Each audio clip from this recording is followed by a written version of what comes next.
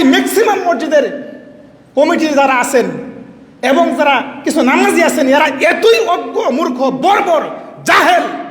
এ কথাটা আমি এজন্যই বললাম যে আজকে যদি ইমাম সাহেব, খতিব সাহেব যদি এই মেম্বার থেকে বেনামাজির বিরুদ্ধে কথা বলে, বেনামাজি মুশরিক, বেনামাজি কাফের, বেনামাজির ইমান নাই, বেনামাজি সুদখুর, ঘুষখুর, জনিখুর, এবাখুর, ফেন্সিলখুর, তামাকখুর, বিড়িখুর, সব সাইডে বেনামাজি খারাপ।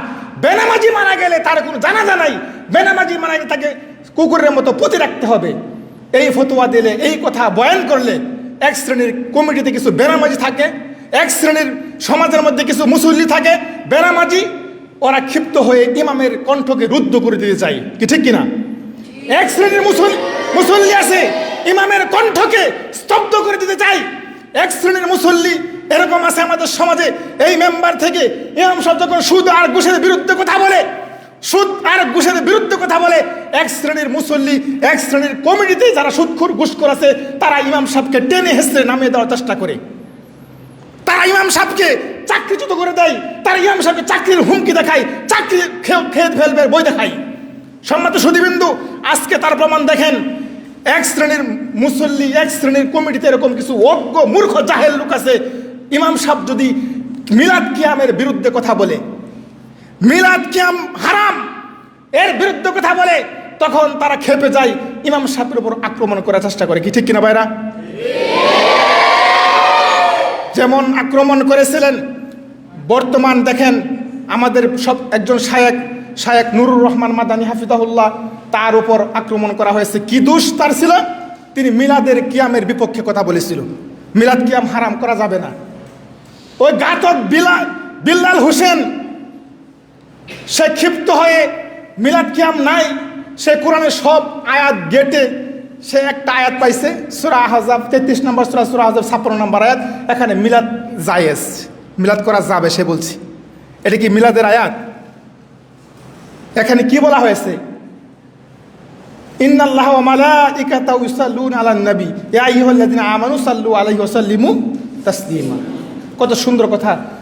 আল্লাহ রাব্বুল আলামিন এবং ফেরেশতারা রাসূল সাল্লাল্লাহু আলাইহি ওয়াসাল্লামের উপর দুরূদ পাঠ করেন। দুরূদের কথা বলা হয়েছে এখানে মিলাদের কথা কই আসলো? কোরআনের অপব্যাখ্যাকারী।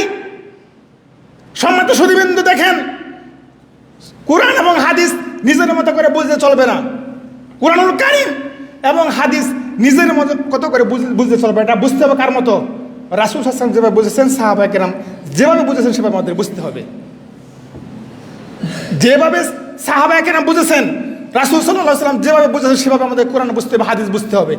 আমি আমার মতো ব্যাখ্যা করি, আমি আমার মতো হাদিস ব্যাখ্যা করি, আমি আমার মতো কোরআন ব্যাখ্যা করি, এটা হবে না।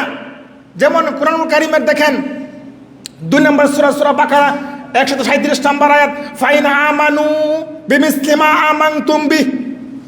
আল্লাহ রাব্বুল আলামিন বলেন, তারা যদি ঈমান আনে তোমাদের মতো।